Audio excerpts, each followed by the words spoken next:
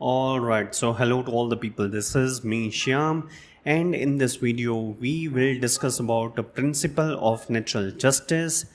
This video is powered by Vidyan Vita Educational Trust. So, without much further ado, let's get started. चलिए सबसे पहले समझते हैं कि principles of natural justice actually होते क्या हैं।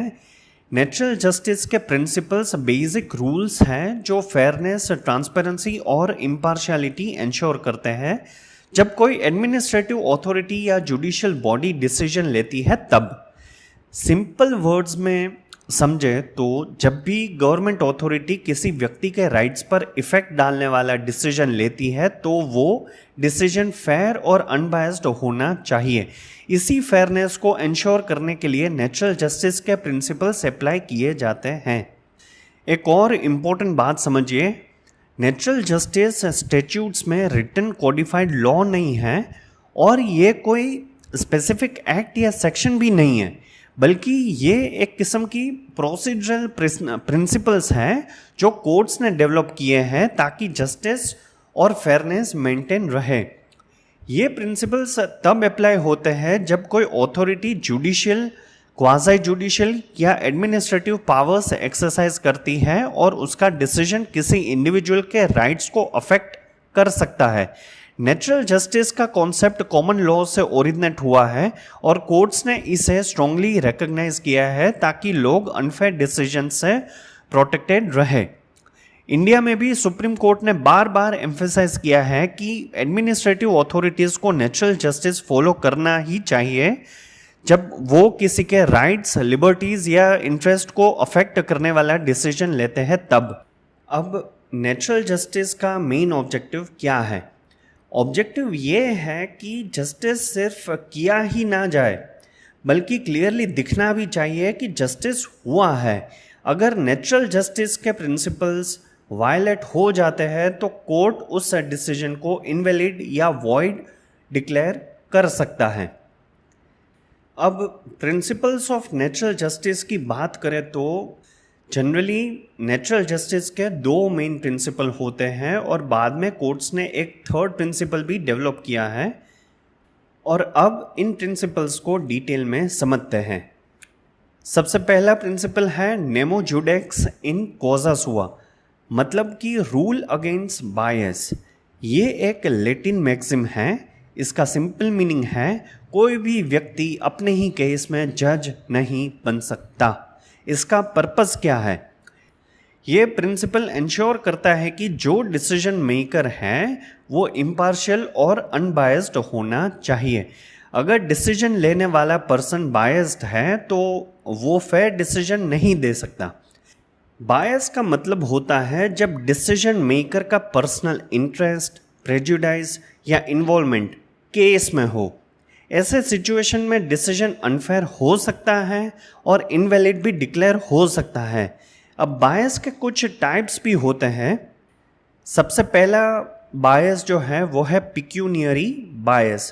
पिक्यूनियरी बायस तब होता है जब डिसीजन मेकर का फाइनेंशियल इंटरेस्ट केस में हो। इवन अगर छोटा सा फाइनेंशियल इंटरेस्ट भी हो तो भी वो अथॉरिटी उस केस का डिसीजन नहीं ले सकती। दूसरा बायस है पर्सनल बायस। पर्सनल बायस तब होता है जब डिसीजन मेकर का किसी पार्टी के साथ पर्सनल रिलेशनशिप हो, जैसे कि फ्रेंडशिप, एनमिटी, फैमिली रिलेशंस।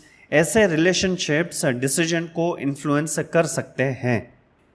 तीसरा बायस है सब्जेक्ट मैटर बायस।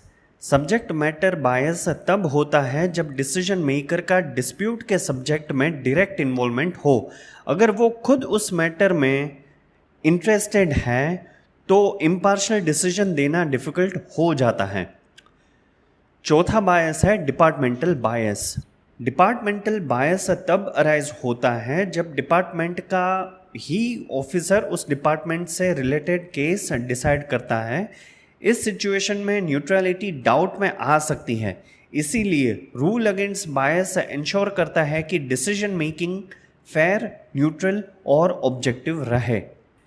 अब आते हैं सेकंड प्रिंसिपल पर, ऑडी अल्टेराम पार्टिम। इसका मीनिंग है दूसरी साइड को भी सुना जाना चाहिए। मतलब किसी भी व्यक्ति को बिना उसकी बात सुने पनिश या कंडेम नहीं किया जा सकता। अगर कोई डिसीजन किसी पर्सन के राइट्स को अफेक्ट करता है तो उसको अपना केस प्रेजेंट करने का फेयर अपॉर्चुनिटी मिलना चाहिए। इस प्रिंसिपल के कुछ इंपॉर्टेंट कंपोनेंट्स भी होते हैं। सबसे पहला है नोटिस। सबसे पहले अफेक्टेड पर्सन को प्रॉपर नोटिस दिया जाना चाहिए। उस नोटिस में क्लियरली बताया जाना चाहिए कि उसके खिलाफ क्या चार्जेस या एक्शन प्रपोज किया गया है। दूसरा है अपॉर्चुनिटी ऑफ हियरिंग। पर्सन को रिजनेबल अपॉर्चुनिटी मिलनी चाहिए अपनी बात रखने की। वो अथॉरिटी के सामने आर्ग्यूमेंट्स, एक्सप्लेनेशन या डिफेंस प्रेजेंट कर सकता है। तीसरा है right to present evidence. Affected party को डॉक्यूमेंट्स, विटनेसेस और सपोर्टिंग एविडेंस प्रेजेंट करने का राइट होता है। चौथा है राइट टू क्रॉस एग्जामिनेशन। कुछ सिचुएशंस में पार्टी को ऑपोजिट साइड के विटनेसेस को क्वेश्चन करने का भी राइट मिलता है। पांचवा reasonable time to respond. Authority को पर्सन को सफिशिएंट टाइम देना चाहिए ताकि वो अपनी डिफेंस प्रिपेयर कर सके। इस प्रिंसिपल का एक फेमस एग्जांपल है मेनका गांधी केस। इस केस में सुप्रीम कोर्ट ने होल्ड किया था कि एडमिनिस्ट्रेटिव डिसीजंस जो पर्सनल राइट्स को अफेक्ट करते हैं उनमें नेचुरल जस्टिस फॉलो करना मैंडेटरी है। तीसरा प्रिंसिपल है स्पीकिंग ऑर्डर यानी कि रीजन्ड डिसीजन। स्पीकिंग ऑर्डर का मतलब होता है कि अथॉरिटी को अपने डिसीजन के रीजंस क्लियरली एक्सप्लेन करने चाहिए। ये ट्रांसपेरेंसी इंश्योर करता है। इससे कोर्ट्स को भी ये चेक करने में हेल्प मिलती है कि डिसीजन फेयर और लॉफुल है या नहीं। कंक्लूजन के तौर पर अगर मैं कहूँ तो principles of natural justice administrative law का बहुत इम्पोर्टेंट फाउंडेशन है।